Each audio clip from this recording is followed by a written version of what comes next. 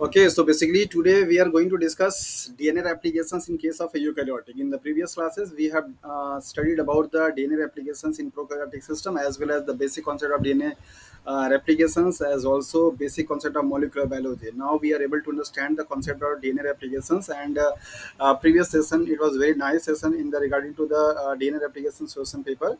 So I am very happy to all the performers. So today we will start the DNA replication in eukaryotic cells. So most of the features and properties of DNA replications are similar to the prokaryotic cells, but there are certain differences. So वो क्या है उसको हम लोग यहाँ पे देखेंगे. Okay,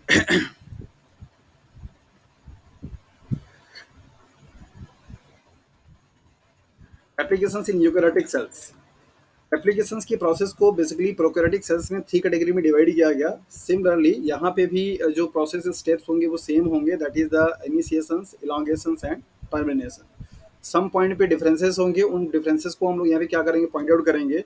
आज के इस लेक्चर का मोटो ये होगा कि आज के इस लेक्चर के बाद आप सब लोग इस कंडीशन में आ जाएंगे कि यूकैरियोटिक और प्रोकैरियोटिक के सेल्स में होने वाले डीएनए रेप्लिकेशंस का बहुत अच्छे तरीके से हर एक पॉइंट पे डिफरेंशिएशन कर सकते हैं और डिफरेंट बता पाएंगे कि हाँ क्या डिफरेंसेस उसमें होते हैं. Okay, the essential feature of a DNA replications are the same in eukaryote and prokaryote but some differences are there. आपको बताया जा रहा है कि जो नॉर्मल फीचर्स होते हैं डीएनए रेप्लिकेशंस का वो दोनों में क्या होता है, सेम होता है बट कुछ डिफरेंसेस है जिसको कि मेंशन नीचे अभी किया जाएगा. सो नंबर पहला है origin of replications called autonomous replicating sequences और रेप्लिकेटर्स. यूकैरियोटिक के केस में आप इसको एआरएस के नाम से जानते हैं, जबकि प्रोकैरियोटिक के केस में आपने पढ़ा कि उसको ओ आर सी के नाम से जाना जाता है, मीन्स ओराई सी के नाम से जाना जाता है. तो यहाँ पे आपको ये ए आर एस लिखा हुआ है और ये ईस्ट सेल से लिया गया है, राइट. अगर आपने वेक्टर पढ़ा होगा तो वेक्टर में आपको ये टर्म देखने को सुनने को जो मिलता है, ये ईस्ट का ओरिजिन ऑफ रेप्लिकेशन लिया गया है. यहाँ पे एक सवाल आता है कि डीएनए रेप्लिकेशन जो कि यूकैरियोटिक के केस का है, इसकी स्टडी करने के लिए कौन सा ऑर्गेनिज्म को मॉडल ऑर्गेनिज्म यूज किया जाता है. या अगर सिंपल भाषा में हम पूछे तो ये पूछ सकते हैं कि कौन से ऑर्गेनिज्म में डीएनए रेप्लिकेशन यूकैरियोटिक की पूरी स्टडी की गई और इन्फॉर्मेशन आपको दी जाती है. और अगर मैं यहाँ पे आपको ऑप्शंस दे दूँ लाइक इस तरीके से, फॉर एग्जांपल पहला मेरा ऑप्शन ये हो जाए, दैट इज ड्रोसोफिला. होपफुली कि सब लोगों ने नाम सुना होगा इसका, ड्रोसोफिला. और दूसरा अगर मैं आपको दे दूँ लाइक एज ईस्ट. तीसरा अगर आपको मैं दे दूँ यहाँ पे एराडोसिस हेलियाना. और चौथा अगर मैं आपको ऑप्शन दे दूँ दैट इज SB40 वायरस. तो क्या ऑप्शंस लगाएंगे. मैंने सवाल पूछा आप लोगों से कि डीएनए रेप्लिकेशन यूकैरियोटिक के केस में किस मॉडल ऑर्गेनिज्म में स्टडी किया गया और बताया गया कि डीएनए रेप्लिकेशन की प्रोसेस ऐसी होती है. आपके पास ऑप्शंस हैं ड्रोसोफिला जो कि जिसे आप बोलते हैं क्या, हाँ जी,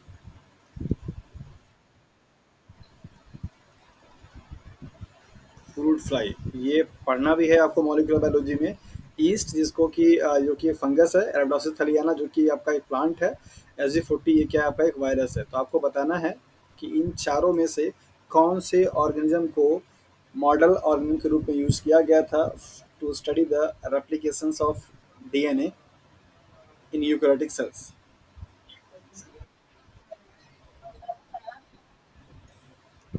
ईस्ट. चलिए, एक लोगों ने बताया ईस्ट, और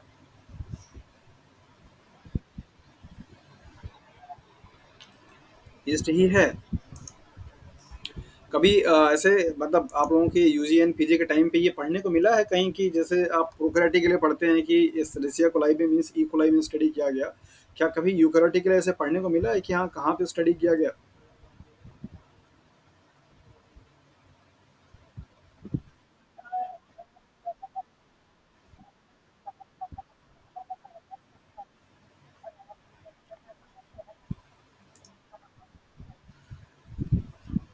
Okay, yeast cells are very simply yeast cells are the example of eukaryotic cells, and it is a very simple kind of structures. That is why most of the cell biology, most of the genetics, and most of the molecular biology study for the eukaryotic cells were studied on the yeast cells, right.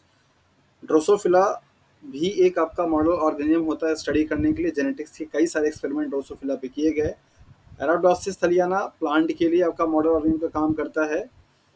यहाँ पे ये सवाल मैंने इसलिए पूछा क्योंकि ये सवाल का आंसर ज़्यादातर केसेस में गलत हो जाता है। आपको जान करके सरप्राइज होगा कि इस क्वेश्चंस के लिए आंसर जो सही है वो आपका number 4 that is the SG40 virus. आपके दिमाग में ये सवाल आ रहा होगा कि सर ये वायरस को कैसे हम लोग यूकैरियोटिक सेल्स के लिए स्टडी कर लिया, या यूकैरियोटिक का एग्जांपल लेकर के हमने SG40 वायरस को कैसे एज्यूम कर सकते हैं, क्योंकि वायरस तो कोई सेल है नहीं। जनरली हम लोग क्या करते हैं कि जिस किसी भी मॉडल ऑर्गेनिज्म के बारे में स्टडी करते हैं, सपोज अगर हमको प्रोकैरियोटिक करना है तो हम कोई प्रोकैरियोटिक सेल लेके चलेंगे, अगर हमें कोई यूकैरियोटिक स्टडी करनी है तो हम कोई यूकैरियोटिक सेल लेके चलेंगे। लेकिन यहाँ पे थोड़ा सा सरप्राइजिंग है, SB40 वो ऐसा वायरस है जिस वायरस को मॉडल सिस्टम लिया गया स्टडी करने के लिए डीएनए रेप्लिकेशन के लिए। ऐसा इसलिए क्योंकि SB40 का जो डीएनए होता है वो बहुत ही छोटा होता है, लगभग सिर्फ और सिर्फ 5 KB का, और ये एक एनिमल वायरस है। कैसा है? एनिमल वायरस है। जब किसी एनिमल सेल्स पे क्या करता है, अटैक करता है, तो पूरा का पूरा उस एनिमल सेल्स की मशीनरी मतलब एंजाइम को लेकर के यूटिलाइज करता है और अपने इस 5 KB डीएनए को क्या करेगा, रेप्लिकेट करेगा। So that is why eukaryotic के डीएनए रेप्लिकेशंस को स्टडी करने के लिए SB40 वायरस को सेलेक्ट किया गया, और फर्स्ट टाइम पे SB40 को ही मॉडल सिस्टम माना गया यूकैरियोटिक डीएनए रेप्लिकेशंस को स्टडी करने के लिए, क्योंकि इसकी जीनोम साइज छोटी थी और ये एक एनिमल वायरस है जो कि एनिमल पे इन्फेक्ट करता है, और एनिमल सेल्स पे इन्फेक्शन करने के बाद एनिमल सेल के ही सारे एंजाइमेटिक रिएक्शंस को लेकर के, मीन्स मशीनरी को यूटिलाइज करके अपने इस छोटे से 5 KB डीएनए के मॉलिक्यूल क्या करता है, रेप्लिकेट करता है। So that is why SG40 virus को क्या किया गया, यूकैरियोटिक डीएनए रेप्लिकेशंस को स्टडी करने के लिए मॉडल सिस्टम के रूप में यूज किया जाता है। तो इसको कहीं पे आप लिख लीजिए, क्योंकि ये जनरली आपको बुक्स में ऐसे मिलेगा नहीं, और अगर आपसे क्वेश्चन दिया जाएगा तो मैं ये पक्का बोल सकता हूँ कि SG40 वायरस कोई लगा के नहीं आएगा। आंसर 2 पे जाएगा, प्लांट पे जाएगा नहीं, ड्रोसोफिला पे जाएगा और ईस्ट पे जाएगा, यही दोनों पे लगा करके आप लोग चले आएंगे। ठीक है जी।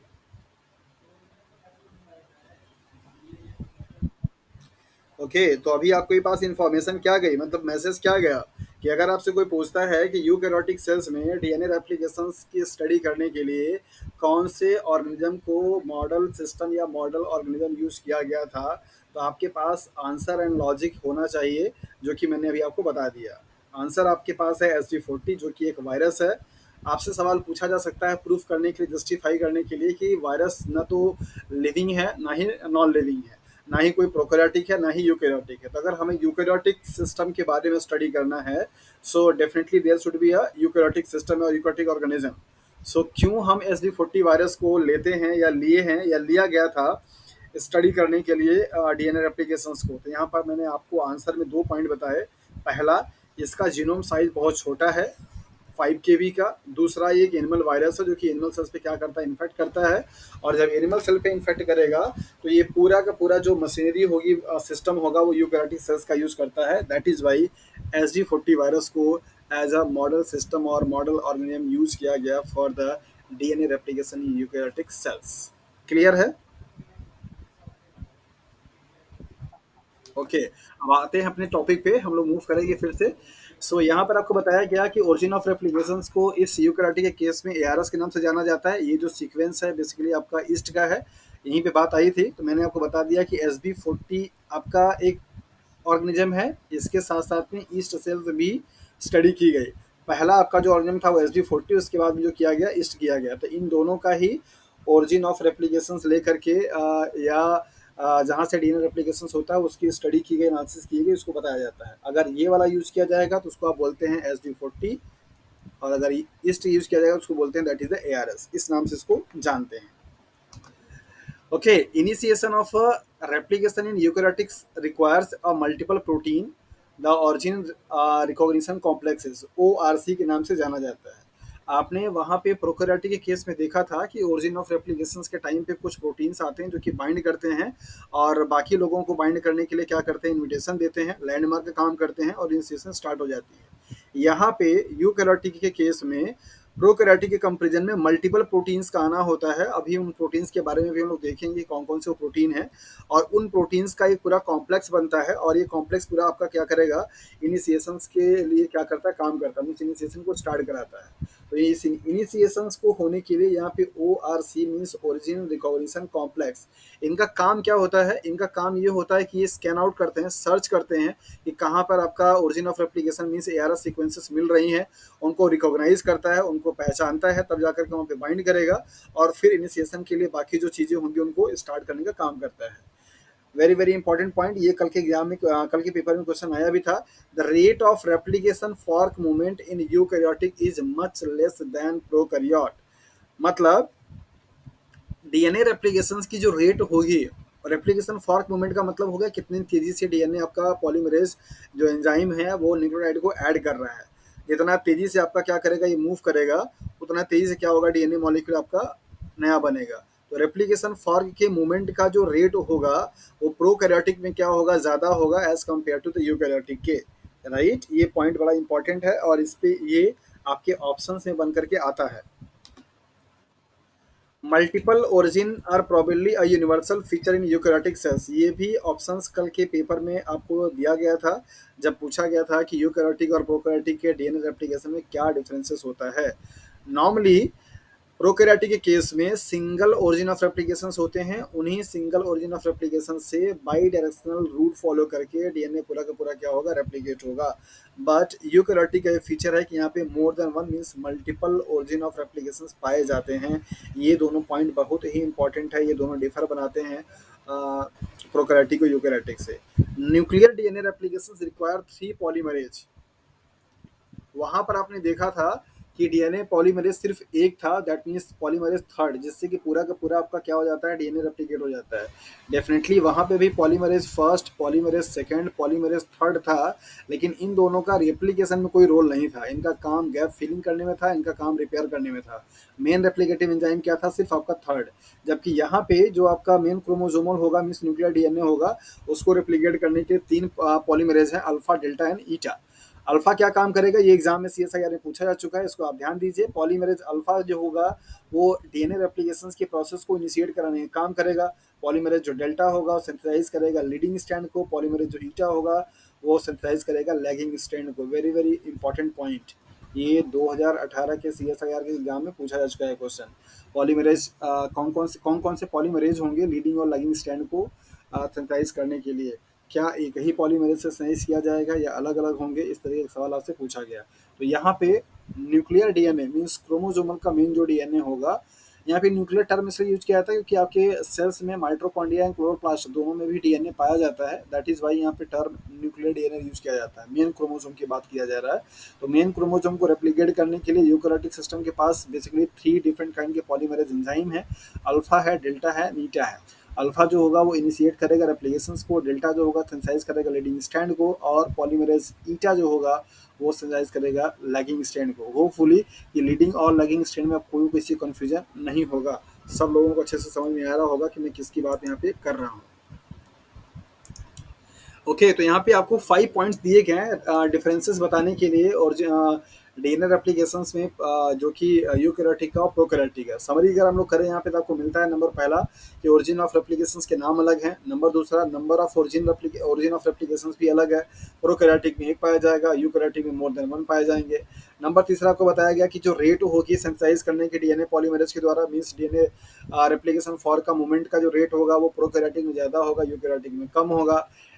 यूकैरियोटिक के केस में यहाँ पे डीएनए को रेप्लिकेट करने के लिए 3 डिफरेंट एंजाइम है, जबकि प्रोकैरियोटिक में डीएनए को रेप्लिकेट करने के लिए सिर्फ एक ही एंजाइम था, डीएनए पॉलीमरेज थर्ड। मैं बार बार आपको बोल रहा हूँ कि वहाँ पे ही पॉलीमरेज होता है 3, 1, 2, 3, लेकिन वो 1 और 2 मतलब फर्स्ट और सेकंड काम नहीं करता, उनका काम दूसरा होता है। तो दैट इज वाई यहाँ पे बोल सकते हैं कि डीएनए पॉलीमरेज का द डीएनए रेप्लिकेशंस का पूरा काम सिर्फ एक एंजाइम करेगा प्रोकैरियोटिक के केस में, जबकि यहाँ पे 3 एंजाइम इन्वॉल्व होते हैं। तो होपफुली ये सारे पॉइंट्स आपको बहुत अच्छे से क्लियर हो गए होंगे। आते हैं नेक्स्ट, यहाँ पे दिया गया है telomerase replicate the end of eukaryotic DNA.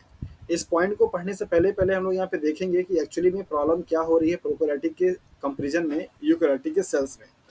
Telomerase की जरूरत क्यों है, टीलोमर क्या है, टीलोमरेज किस तरीके से काम करता है, इन सब के बारे में हम लोग यहाँ पे देखेंगे।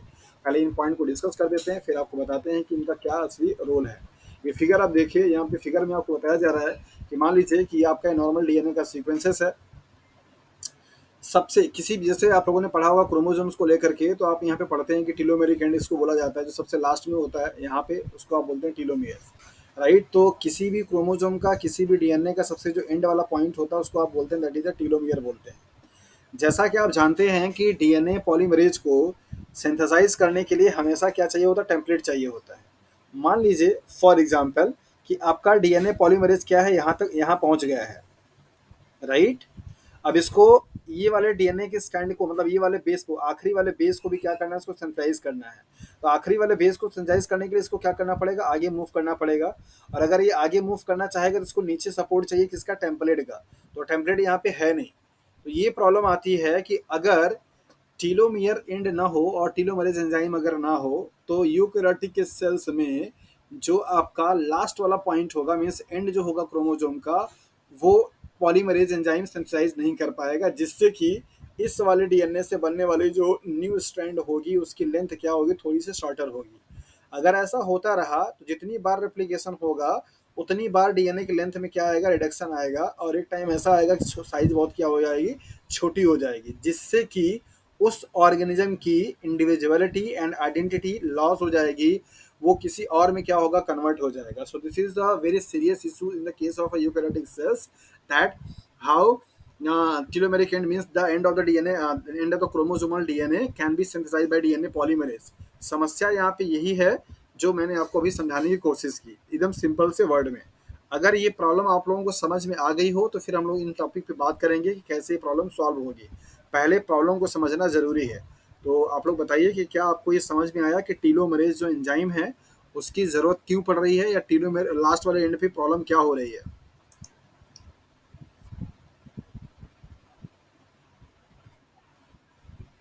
समझ आया?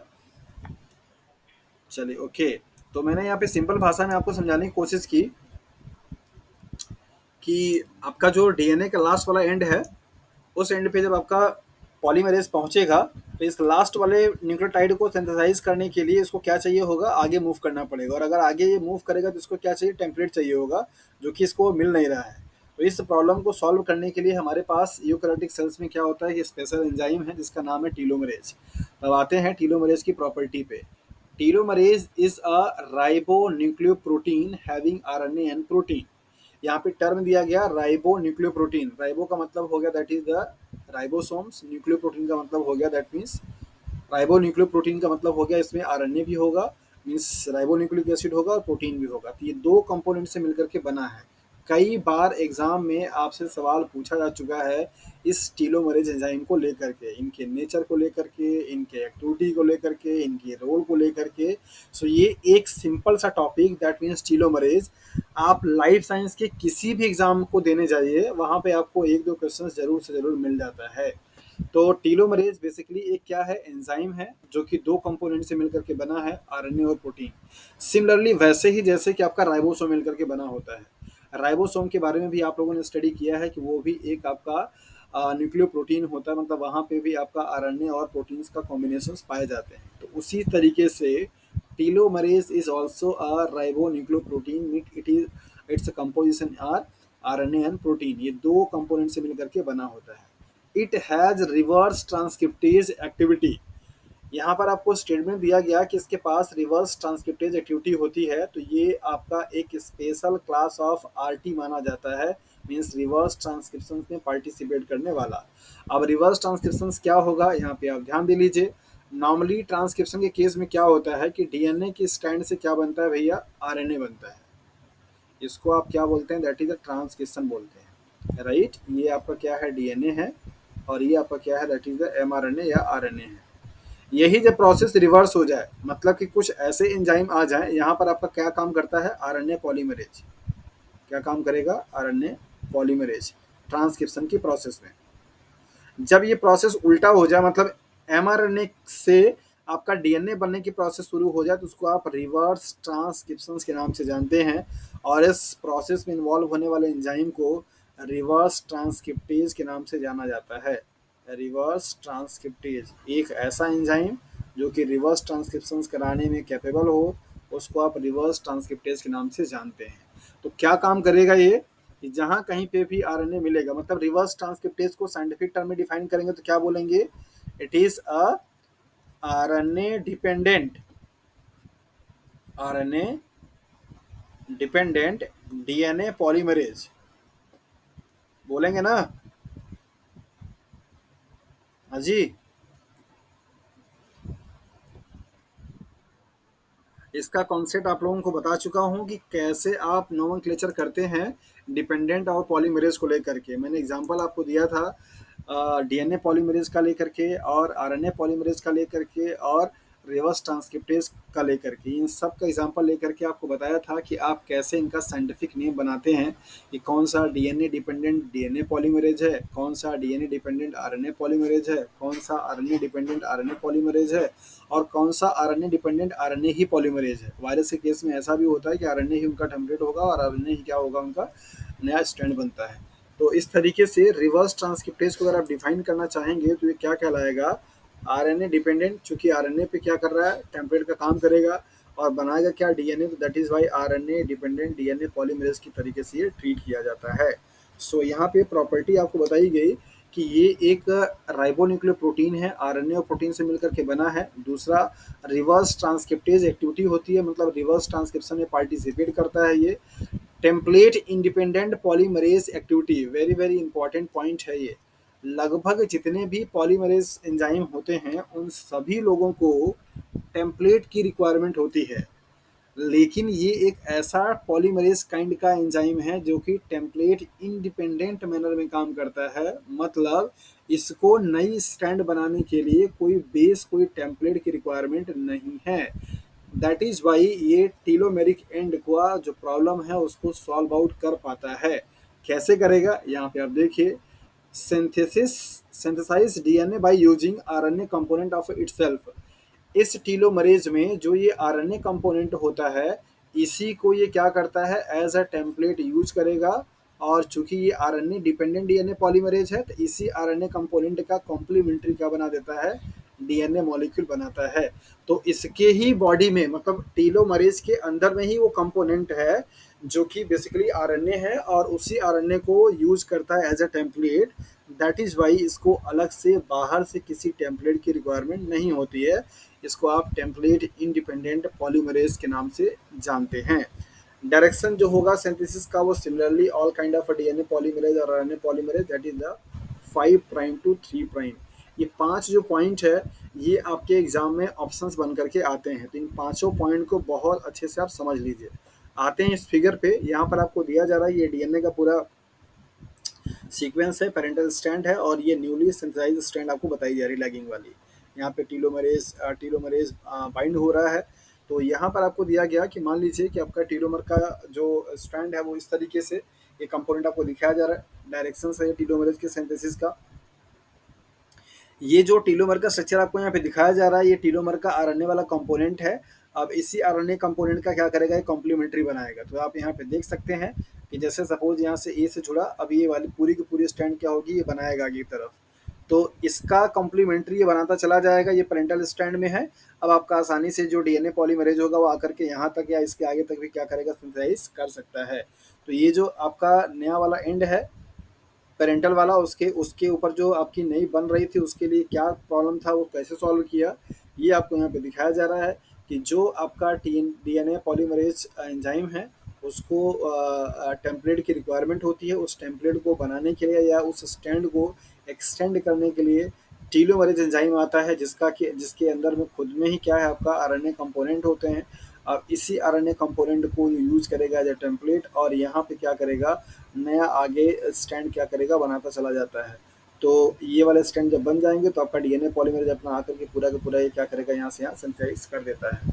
तो इस तरीके से जो एंड वाली प्रॉब्लम है यूकैरियोटिक सेल्स का, वो क्या होता है, सॉल्व हो जाता है। तो होपफुली अभी आप लोग इसे समझ गए होंगे, इसमें कोई बहुत दिक्कत वाली बात नहीं है। अब आते हैं यूकैरियोटिक पॉलीमरेज एंजाइम को लेकर के, और उनके फंक्शंस को लेकर के, उनके सबयूनिट को लेकर के, उनकी एक्टिविटी को लेकर के।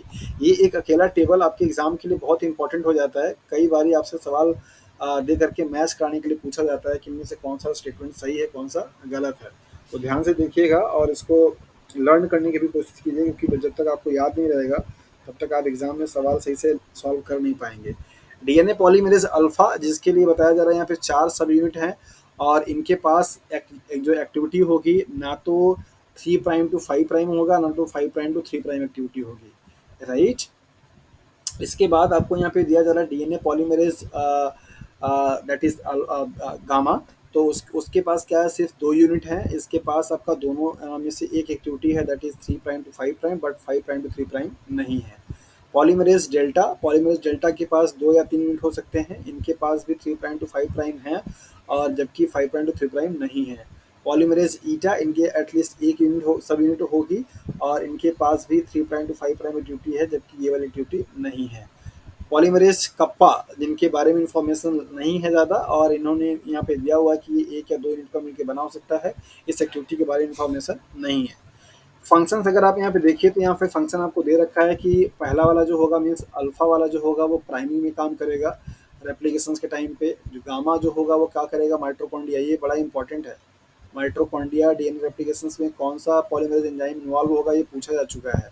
और जो डेल्टा होगा वो आपका मेन रेप्लिकेटिव एंजाइम है, मतलब कि न्यूक्लियर डीएनए रेप्लिकेशंस करने के लिए आपका डेल्टा चाहिए होता है।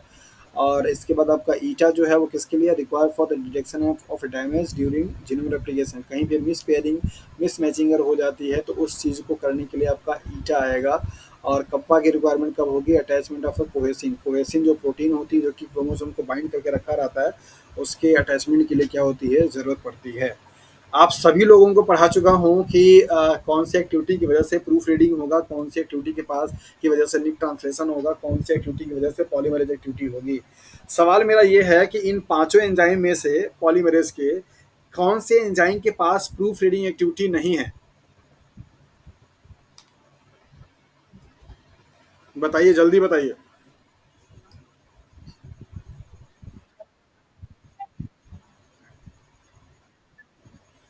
DNA poly DNA polymerase alpha के पास प्रूफ रीडिंग एक्टिविटी नहीं, पक्का?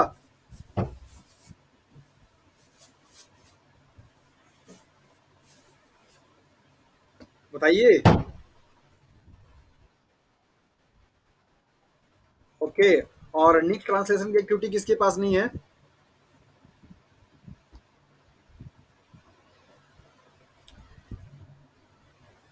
यहाँ पे 2 प्रॉपर्टी में पूछ रहा हूँ, पहला निक ट्रांसलेशन और प्रूफ रीडिंग एक्टिविटी,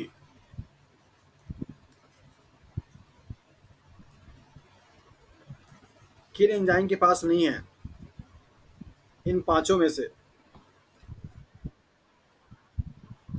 निक ट्रांसलेशन की एक्टिविटी किसी के पास नहीं है, कौन बता रहा है? ज्योति।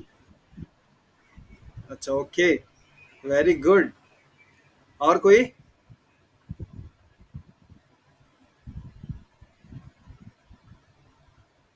अरे भाई, इतने लोग जुड़े हैं, अमित हैं, दास हैं, रितु हैं, हिना हैं, केसरी और ज्योति हैं, दृश्य हैं।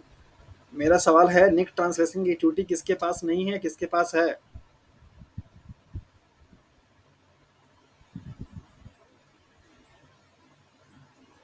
अरे, कोई जवाब ही नहीं दे पा रहा है, ये तो गलत बात है।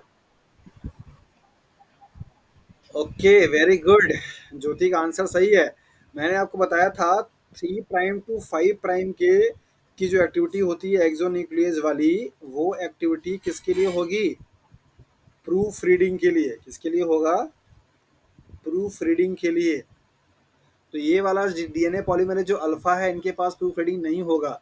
निक ट्रांसलेशंस के लिए आपके पास 5 प्राइम टू 3 प्राइम पे एक्सो न्यूक्लियस एक्टिविटी होनी चाहिए, जो कि मेंशन किए गए पांचों एंजाइम में यहाँ पे नो नो लिख रखा है। दैट इज वाई इनमें से किसी के भी पास निक ट्रांसलेशंस की एक्टिविटी नहीं है। सो ज्योति के लिए तालियां हो जाए, इन्होंने सही आंसर दे दिया। चलिए, नेक्स्ट पॉइंट है eukaryotic cells contain 5 DNA polymerase alpha, beta, gamma, delta and eta. Polymerase gamma is located in the mitochondrial and responsible for replication of mitochondrial DNA। ये पॉइंट बहुत ही इंपॉर्टेंट है। इनका लोकेशंस भी mitochondria में होता है, और ये डीएनए जो माइटोकॉन्ड्रिया का होगा उस डीएनए क्या करते हैं, रेप्लिकेट करने में हेल्प करते हैं। The other four enzymes are located in the nucleus and are involve in the nuclear DNA replication. बाकी जो चार आपके बचेंगे, मतलब आप इन पे स्टार लगा लीजिएगा अपने नोट्स में, अपने कॉपी में, जहाँ कहीं पे भी लिखते हैं, और यहाँ पे लिख लीजिएगा MT, मतलब कि माइट्रोकॉन्ड्रिया। बाकी सब के सब किसमें होंगे, आपके न्यूक्लियर डीएनए में रेप्लिकेट करने में हेल्प करेंगे। Polymerase alpha, delta and eta are the most active in dividing cells. ऐसे सेल जो कि लगातार डिवाइड करने वाली होती हैं, उनमें इन तीन एंजाइम की एक्टिविटी क्या है, वो ज़्यादा देखी जाती है, ज़्यादा पाई गई है, बजाय कि ऐसे सेल्स में जो कि सेल्स डिवाइड नहीं कर रही हैं। हमारी बॉडी में बहुत सारे सेल्स ऐसे होते हैं जिनका डिवीजन रेगुलर बेसिस पे होता है, और बहुत सारे सेल्स ऐसे होते हैं जिनका डिवीजन मंथली बेसिस पे, ईयरली बेसिस पे होता है। तो इनकी एक्टिविटी जो है वो सबसे ज़्यादा एक्टिव और इफेक्टिव वहाँ पे देखी गई जहाँ पे सेल्स रेगुलरली क्या कर रहे हैं, डिवाइड करने का काम करते हैं। Common features of all type of DNA polymerase, क्या क्या फीचर्स हैं जो कि डीएनए पॉलीमरेज के लिए कॉमन हो सकता है, चाहे वो कोई सा भी डीएनए पॉलीमरेज हो, प्रोकैरियोटिक का हो या यूकैरियोटिक का हो, यूकैरियोटिक के जो टाइप्स हैं वो भी हो। किसी भी डीएनए पॉलीमरेज के पास दो फंडामेंटल प्रॉपर्टीज होती है। क्या कोई बता सकता है, इतना सारा पॉलीमरेज के बारे में पढ़ा दिया आप लोगों को, what are the two fundamental properties of DNA polymerase?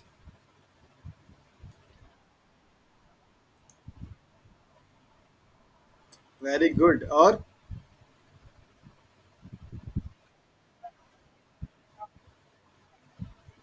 Polymerisation के लिए क्या?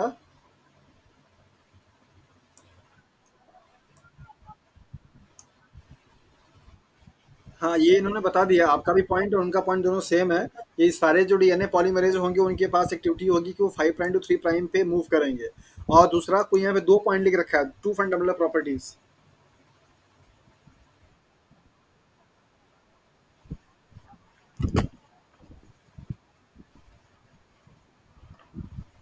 चलिए, वेरी गुड। यहाँ पे देखिए, first, all polymerase synthesize DNA only in the direction of 5 prime to 3 prime. जितना भी डीएनए पॉलीमरेज होगा, चाहे वो प्रोकैरियोटिक का DNA polymerase first, second, third जो भी आप जानते हैं, या आपके यूकैरियोटिक के पॉलीमरेज होंगे, वो सभी के सभी 5 प्राइम टू 3 प्राइम डायरेक्शंस में ही सिंथेसाइज करेंगे।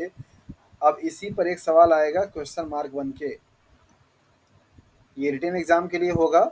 आप सब लोग अपना अपना आंसर प्रूफ करेंगे लिख करके राइट अप में, why always DNA polymerase act in 5 prime to 3 prime directions. Clear है? एक सवाल यहाँ से सब लोगों के लिए, और इसका एक्सप्लेनेशन आप लोग अपने अपने लैंग्वेज में देंगे, और थोड़ा देखने की कोशिश करेंगे कि आप क्या सही से लिख पा रहे हैं कि नहीं लिख पा रहे हैं।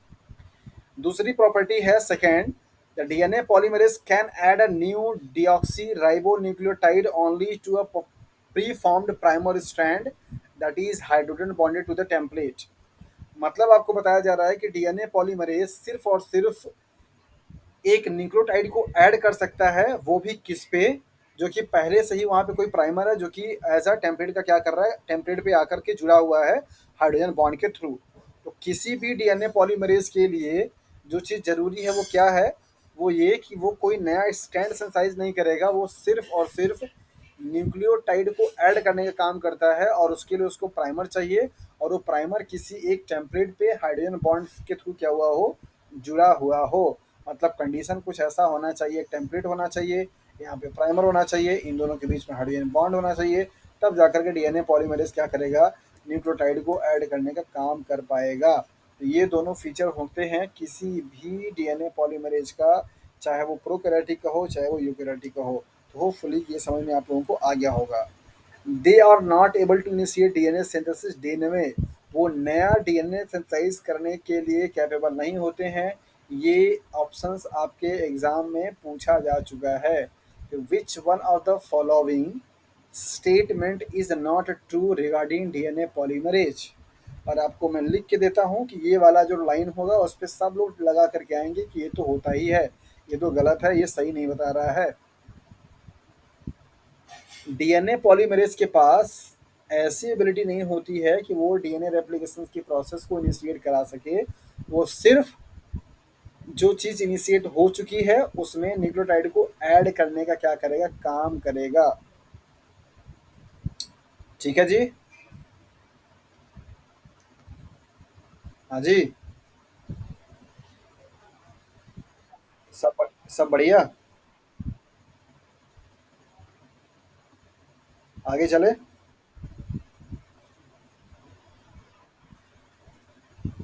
चलिए, अगर किसी को डाउट होगा तो वो पूछ लेगा, अदरवाइज हम लोग अब आगे की तरफ मूव करेंगे। यहाँ पे कुछ पॉइंट्स लिखे हुए हैं जो कि सिमिलरिटीज बताएंगे आपको यूकेरियोटिक और प्रोकैरियोटिक के डीएनए रेप्लिकेशंस को लेकर के। इन पॉइंट्स में से बहुत सारे पॉइंट अब आप लोग समझ चुके हैं होपफुली कि ये जो पॉइंट्स आपको यहाँ पे मेंशन किए गए होंगे वो किए हैं, वो आपको अच्छे से समझ में भी आएगा। तो नंबर पहले से यहाँ पे रीड करते हैं फर्स्ट पॉइंट पे, before the nuclear division in the both prokaryotic and eukaryotic DNA replication takes place. मतलब दोनों के केस में यही होता है, चूंकि प्रोकैरियोटिक केस में कोई न्यूक्लियस नहीं होता, दैट इज भाई आप बोल सकते हैं कि उसका जो डीएनए का कंटेंट है वो रेप्लिकेशन की बात कर रहा है। तो कैरियोकाइनेसिस होने से मतलब न्यूक्लियर के डिवीजन होने से पहले पहले आपका क्या होगा, डीएनए रेप्लिकेशन की प्रोसेस होगी, मतलब कि एक कॉपी से दो कॉपी बनेगा, तब जाकर के आपका न्यूक्लियस डिवाइड होगा। तो पहला चीज ये सिमिलर है। DNA replication occurs DNA replications occurs on double-stranded DNA in both prokaryotic and eukaryotic cells। दोनों ही केस में प्रोकैरियोटिक एंड यूकैरियोटिक में डीएनए रेप्लिकेशन जो होता है वो दोनों स्ट्रैंड पे पाया जाता है। DNA helicase is responsible for unwinding of DNA of both prokaryotic and eukaryotic cell. ये हेलिकेज का नाम अलग होगा, लेकिन हेलिकेज जो क्लास ऑफ एंजाइम है उसका काम यही होगा दोनों के केसेस में कि हाइड्रोजन बॉन्ड को ब्रेक करेगा। जो आपका डीएनए के स्ट्रैंड ऐसे एक दूसरे से अटैच था उसको अनवाइंड करने का क्या करेगा, काम करेगा। Protein that bind just to the single strand of DNA help keep the DNA in its unravelled state, that is SSB protein. बता रहा है कि एसएसबी जो प्रोटीन होगी उसका काम यही होता है कि जो आपके single stranded DNA hydrogen bond के ब्रेक होने के बाद बने हैं उन स्ट्रैंड को क्या करना, स्ट्रेंथ प्रोवाइड करने का काम करना, साथ साथ में उनको फिर से आपस में पेयरिंग ना हो जाए इस चीज़ से बचाने का भी काम करेगा आपका एसएसबी प्रोटीन। एसएसबी प्रोटीन के बारे में आप लोगों को कुछ पॉइंट बताया था, और होपफुली कि वो पॉइंट आप लोगों ने मेंशन किया होगा और उसको याद भी आप रखेंगे क्योंकि एग्जाम में सवाल पूछे जाते हैं। अगले पॉइंट की तरफ मूव करते हैं। यहाँ पे आपको दे रखा है DNA replication is a multi-step process that occur in both prokaryotic and eukaryotic cells and is carried out by enzyme complex called DNA polymerase। दोनों ही केस में multi steps means initiation, elongation and termination, ये दोनों तीनों ही steps दोनों ही cases में होते हैं। और ये प्रोसेस करने के लिए डीएनए पॉलीमरेज नाम का एक एंजाइम क्या होता है, काम करता है। ये बात अलग है कि वहाँ पे डीएनए पॉलीमरेज का क्लास और डीएनए पॉलीमरेज का टाइप अलग होगा, यहाँ पे अलग होंगे, लेकिन नाम उनका डीएनए पॉलीमरेज ही होगा। अगला पॉइंट है यहाँ पे, DNA polymerase of all types copy DNA from 5 to 3 prime. जितने भी टाइप के डीएनए पॉलीमरेज होंगे वो सब के सब 5 प्राइम to 3 प्राइम डायरेक्शन में ही क्या करते हैं, मूव करते हैं। Primers made of RNA are essential for starting both strand of DNA replication from scratch. आपको बताया जा रहा है कि दोनों ही केसेस में, मतलब कि प्रोकैरियोटिक और यूकैरियोटिक केसेस में प्राइमर का होना ज़रूरी है। विदाउट प्राइमर के डीएनए पॉलीमरेज अपना काम इनिशिएट नहीं कर सकता है। प्राइमर ही वो कंपोनेंट है जो कि इनिशिएशन कराने में क्या करेगा, हेल्प करेगा। और ये आरएनए का सीक्वेंस माना जाता है जो कि 10 से 20 न्यूक्लियोटाइड के बीच में होता है। The enzyme known as primase is responsible for synthesizing the RNA primer. Primase एक एंजाइम है जो कि आरएनए प्राइमर को बनाने का क्या करता है, काम करता है। इस प्राइमेज को लेकर के भी आपको 3 से 4 पॉइंट बताया था, लिखवाया भी था। होपफुली कि आप लोगों ने इसको नोट किया होगा और उसको आप याद भी रखेंगे। Both bacterial and eukaryotic DNA replications are only half conservative, resulting in the presence of one parental strand and one daughter strand in the progeny. दोनों के ही केस में मोड ऑफ रेप्लिकेशन जो होगा वो कैसा होगा, that is the semi conservative होगा। इसका मतलब आप लोगों को अच्छी तरीके से मालूम है, एक आपका क्या होगा, एन होगा, एक क्या होगा आपका पी होगा। दोनों के केस में since DNA replications can proceed in the either directions, it is safe to say that both prokaryotic and eukaryotic cells replicate their DNA in 2 directions। मतलब आपको बताया गया कि जो रेप्लिकेशन फॉर्क होता है उसमें दोनों डायरेक्शंस में मूवमेंट होती है रेप्लिकेशन फॉर्क का। इसकी वजह से हम लोग बोल सकते हैं कि दोनों के केसेस में, प्रोकैरियोटिक और यूकैरियोटिक केसेस में डीएनए रेप्लिकेशन जो होगा वो बाई डायरेक्शनल होता है। Both methods of DNA replication result in the formation of leading and lagging strand. दोनों के ही केस में लीडिंग और लैगिंग स्ट्रैंड का फॉर्मेशन होता है, चाहे वो प्रोकैरियोटिक का केस हो चाहे वो यूकैरियोटिक का केस हो। The lagging strand generate Okazaki fragment. क्या?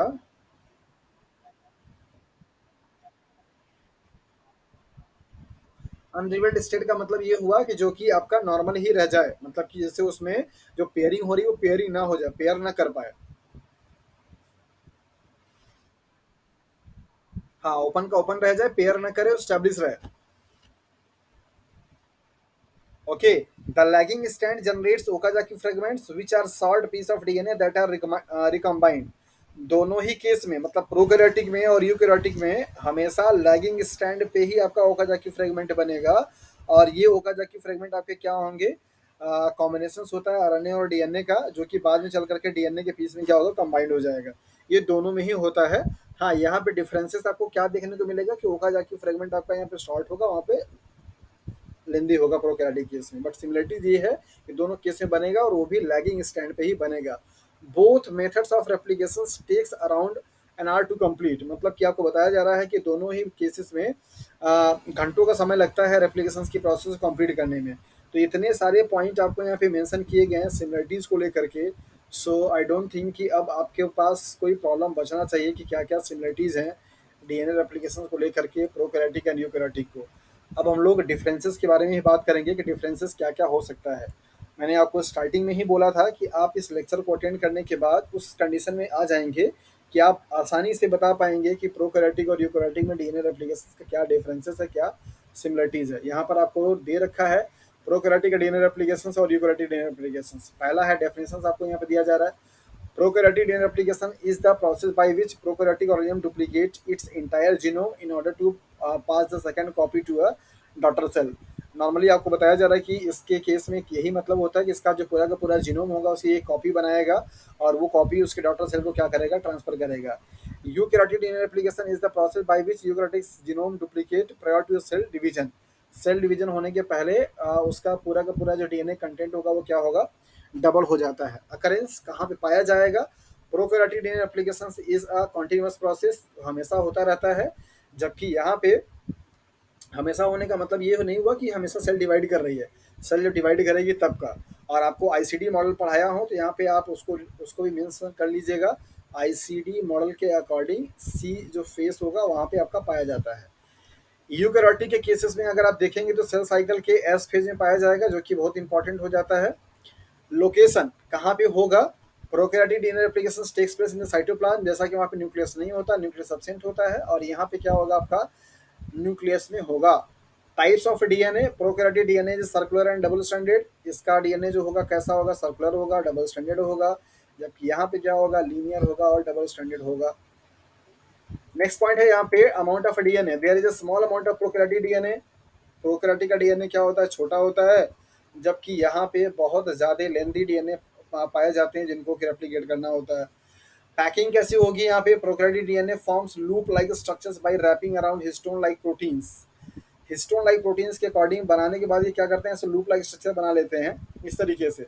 जबकि यहाँ पे क्या बनेगा, आपका ऑर्डर में पैकेजिंग होती है। अगर आप लोगों ने हिस्टोन प्रोटीन का पैकिंग देखा है तो आपको मालूम होगा कि जो आपका हिस्टोन प्रोटीन का ऑक्टामर होता है उसमें डीएनए पूरा क्या करता है, ऐसे रैप करता है। इस तरीके से रैपिंग होगी, फिर यहाँ पे हिस्टोन प्रोटीन आएगा, फिर यहाँ पे रैपिंग होगी, फिर ऐसे आएगा, फिर ऐसे रैपिंग होगी, फिर ऐसे आएगा, फिर ऐसे रैपिंग होगी। इस तरीके से क्या होता है, पूरी रैपिंग होती है, जिसको क्या आप सोलेनॉइड मॉडल के नाम से भी जानते हैं।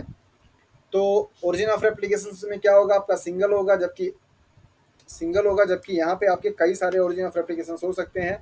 1000 नंबर में भी आपको यहाँ पे दिया गया। डीएनए पॉलीमरेज यहाँ पे क्या होगा, prokaryotic DNA replicate is carried out by DNA polymerase first and second. ये आपका क्या करेगा, गैप फिलिंग का काम करेगा। ये मेन है आपका जो कि पॉलीमरेज का काम करेगा। जबकि यहाँ पे आपके तीन होंगे, अल्फा होगा, डेल्टा होगा और ईटा होगा। और इन तीनों के फंक्शंस दे दिए। और इन तीनों में से आपका अल्फा जो होगा उसके पास प्रूफ रेडिंग एक्टिविटी नहीं है। ये एग्जाम में सवाल पूछा जा चुका है सीएसआईआर के। Size of the Okazaki fragments क्या होगा, यहाँ पर आपको बताया जा रहा है 1000 से लेकर 2000। जबकि यहाँ पे क्या होगा, 100 से लेकर के 200। ये पहले ही आपको बता दिया। DNA gyrase, DNA gyrase involve in the prokaryotic DNA replications. DNA gyrase is not required for the eukaryotic DNA replications. DNA gyrase एक स्पेशल काइंड ऑफ टोपोआइसोमरेज होता है जो कि यहाँ पे रिक्वायरमेंट होगा, यहाँ पे नहीं होगा। रेट ऑफ डीएनए रेप्लिकेशंस, प्रोकैरियोटिक का डीएनए रेप्लिकेशन जो होगी वो बहुत फास्ट होगी, ज़्यादा होगा। यहाँ पे बताया जा रहा है लगभग लगभग 2000 न्यूक्लियोटाइड एड पर सेकेंड। बहुत ज़्यादा स्पीड है यहाँ पे। 2000 2000 पर सेकंड। एक सेकंड में दो आपके क्या होंगे, 2000 आपके न्यूक्लियोटाइड क्या होंगे यहाँ पे सिंथेसाइज होंगे। जबकि अगर आप यूकेरियोटिक की बात करेंगे तो वहाँ पे रेट आपकी क्या होती है, कम होती है, 100 न्यूक्लियोटाइड। इसको आप मेंशन कर लीजिएगा और कहीं पे लिख लीजिएगा क्योंकि ये आपके एग्जाम के लिए इम्पोर्टेंट बन जाता है। ओके, 100 पर सेकेंड, 2000 पर सेकेंड। सो ये सब था आपका डिफरेंसेस। अब आते हैं समरी पे।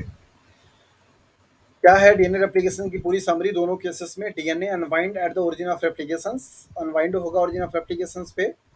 और helicase open up the DNA forming replication fork, these are the extended in the both directions.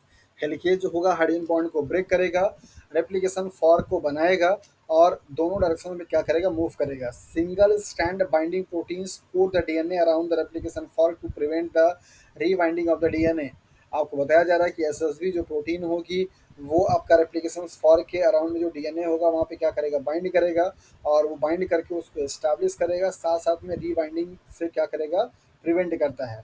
Toppo isomerase bind at the region ahead of the replication fork. Replication fork अगर मान लीजिए आपका यहाँ पे बन रहा है लाइक दैट, इस तरीके से, तो टोपो आइसोमरेज क्या करेगा, यहाँ बाइंड करेगा आगे की तरफ to prevent supercoiling that is over binding. जो पॉजिटिव सुपर क्वाइलिंग होती है उसको बचाने का काम करेगा।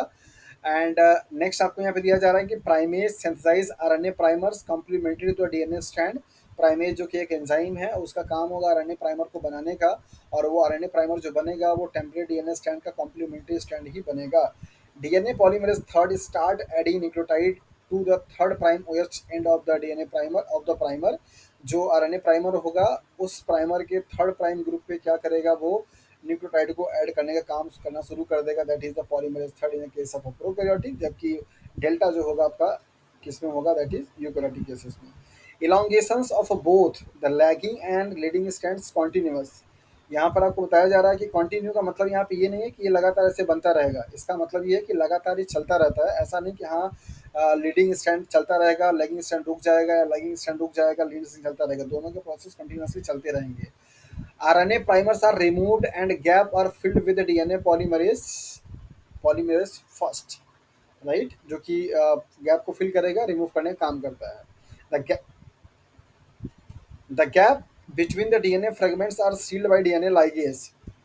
जो फॉस्फोडाइस्टर बॉन्ड को बनाने का काम करेगा वो कौन करेगा, that is the DNA ligase का काम है, वो उसको डीएनए लाइगेज इसका काम करता है। ओके, तो होपफुली कि अभी आप लोगों को डीएनए रेप्लिकेशंस का जो कॉन्सेप्ट है या जो उसका मैकेनिज्म है वो समझ में आ गया होगा प्रोकैरियोटिक और यूकैरियोटिक को लेकर के। और अभी आपकी समझ भी बन गई होगी कि हाँ क्या उसमें सिमिलरिटीज है, क्या उसमें डिफरेंसेस है, कहाँ।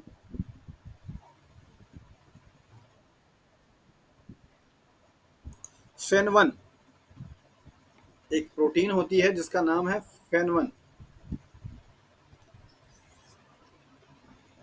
चलिए कुछ, हाँ, फेन वन कुछ कुछ पॉइंट होंगे जो कि आपको जो इम्पोर्टेंटली रहते हैं, जैसे कि थोड़ा आपके सिलेबस में नहीं रहता लग भी, बट फिर भी एग्जाम्स में आता है। उन कुछ कुछ पॉइंट को आपको एक दिन किसी एक अलग से ऐसे पीडीएफ दे देंगे जिसमें सारी चीज़ें मेंशन होंगी, जहाँ से आपके टिपिकली टाइप के क्वेश्चंस बन सकते हैं। चलिए आज के लिए क्वेश्चंस यहाँ पे बना हुआ है, how does telomerase solve the end replications problem. किस तरीके से टीलोमरेज जो होता है लास्ट वाले रेप्लिकेशंस प्रॉब्लम को सॉल्व करता है। इस चीज़ का आंसर आप सब लोगों को अपने अपने वर्ड्स में लिखना है। चाहे आप उसको वर्ड फाइल पे लिख सकते हैं टाइप करके, अगर आपके पास फ़ोन है तो आप उसको डॉक्स फाइल में लिख सकते हैं, लेकिन आप उसको लिखिए। लिखेंगे तो पता चलेगा कि आप जो चीज़ समझ रहे हैं उसको कितना अच्छा सेंटेंस का फॉर्म दे पा रहे हैं। क्योंकि आपके मेंस एग्जाम में जो लोग सीजीपीटी टीएम की तैयारी कर रहे हैं उनके लिए तो यही है कि उनको लिखने की प्रैक्टिस अच्छे से होनी चाहिए। अगला है how prokaryotic replication differ from eukaryotic. उन सारे पॉइंट को आप मेंशन कीजिए बाकायदा बना करके बुलेट पॉइंट को, जिससे कि आपको ये समझ में आ चुका है या आया है कि प्रोकैरियोटिक सेल्स का जो रेप्लिकेशन है वो यूकैरियोटिक से कैसे डिफर है, right. What would happen if telomerase activity will lost in a cell.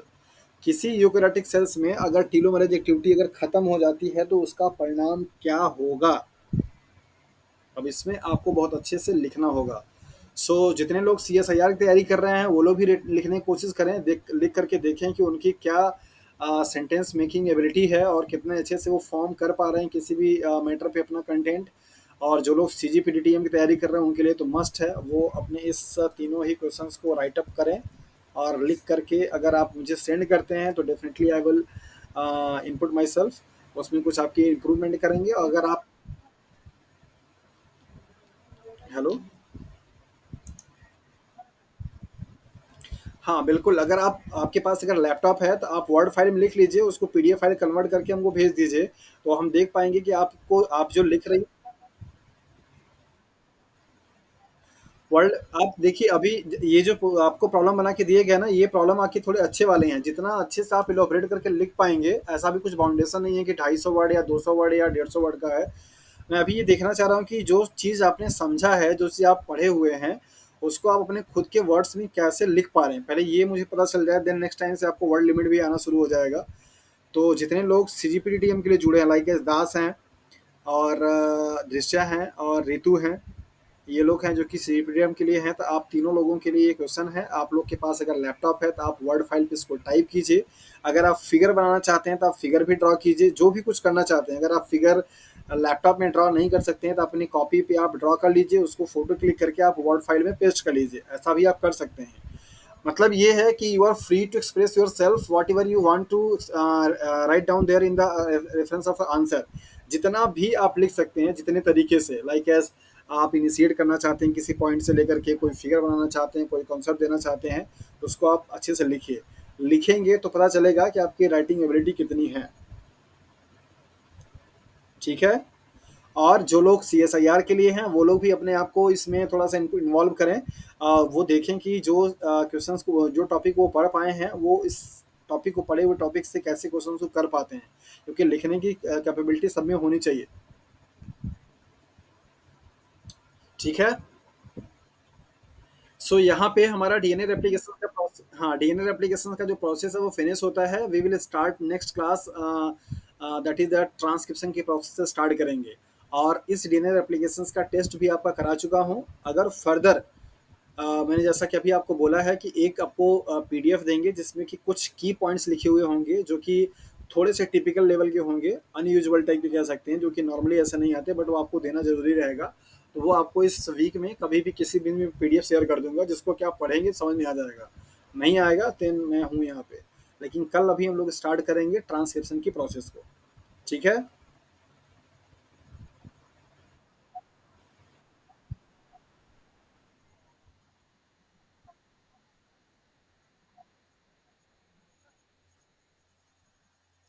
अरे भाई, ट्रांसलेशन पढ़ाएंगे तो उसके लिए भी डालेंगे, अभी तो ट्रांसलेशन, अभी तो एप्लीकेशन खत्म हुआ है।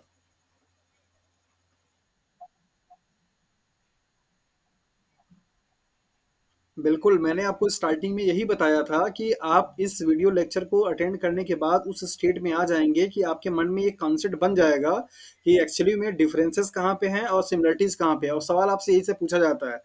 पता लगा आपने पूरा का पूरा डीएनए एप्लीकेशंस पढ़ लिया, प्रोकैरियोटिक और यूकैरियोटिक का, बट आप एनालाइज़ नहीं कर पाए। आपने उन पॉइंट पे फोकस नहीं किया और डिफरेंस से ही पूछ दिया जाएगा। अब आपसे एग्ज़ाम में ये तो नहीं पूछा जाएगा ना कि आप डीएनए एप्लीकेशन से क्या समझते हैं?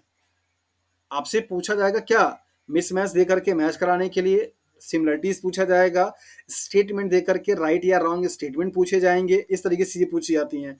तो उसके लिए आपको कंपैरेटिव स्टडी बहुत जरूरी है। दैट इज भाई मैंने ये अप्रोच से आपको हाँ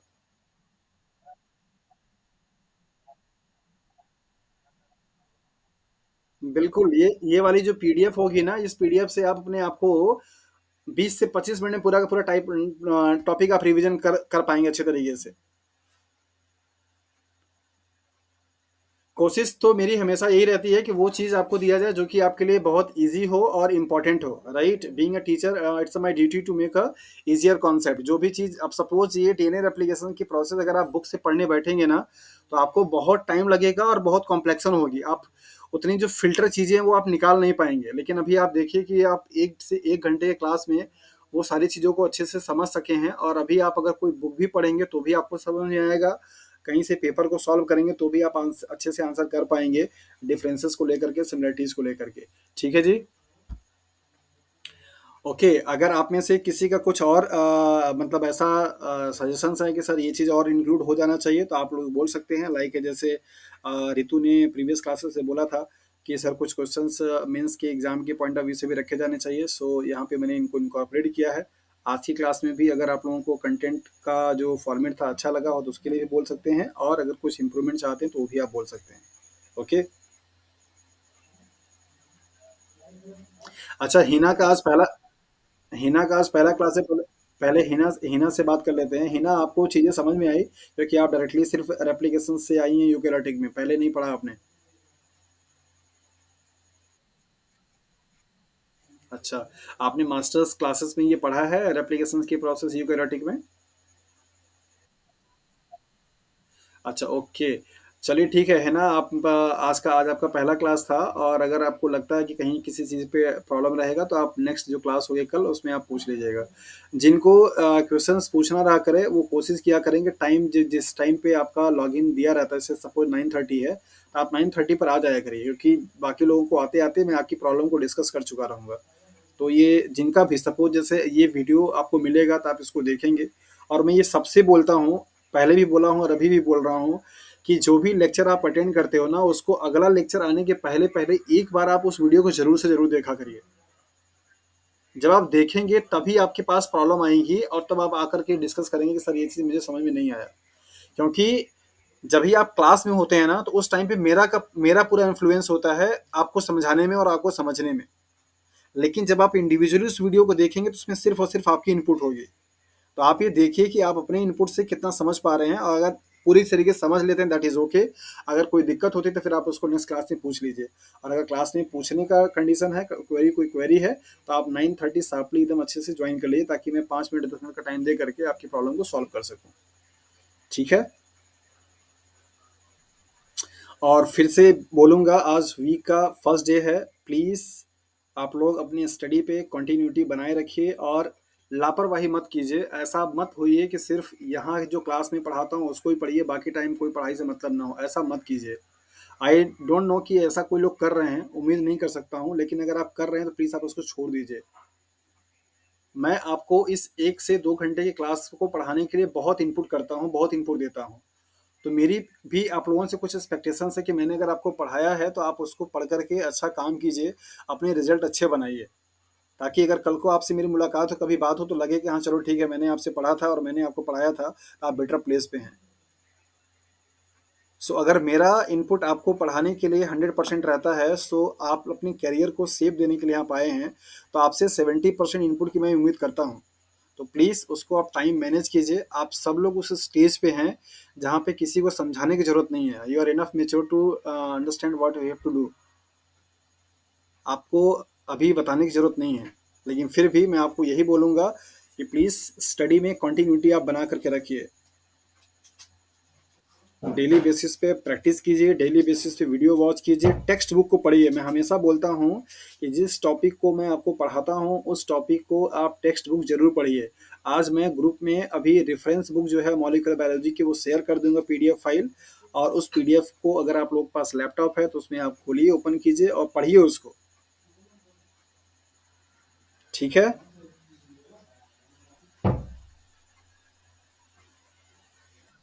हम्म। आपके एनर्जाइज होने से ही मेरी एनर्जी आएगी। सिर्फ मैं अकेला एनर्जाइज रहूंगा तो उससे काम नहीं चलेगा। आपके फीडबैक बहुत अच्छे आने चाहिए। वैसे कल की क्लास से मुझे बहुत अच्छा लगा कि चलो जो चीज़ें मैं डिलीवर कर रहा हूँ रिसीविंग हैंड पे बहुत अच्छे से रिसीव हो रही है और लोग समझ रहे हैं। बट ये परफॉर्मेंस और ये चीज़ कंटिन्यूटी बनी रहनी चाहिए। आप सब लोगों से मैं ऐसी उम्मीद करता हूँ। चलिए ठीक है, फिर मिलते हैं कल की क्लास में।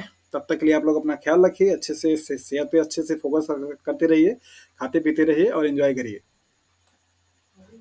Good night to all.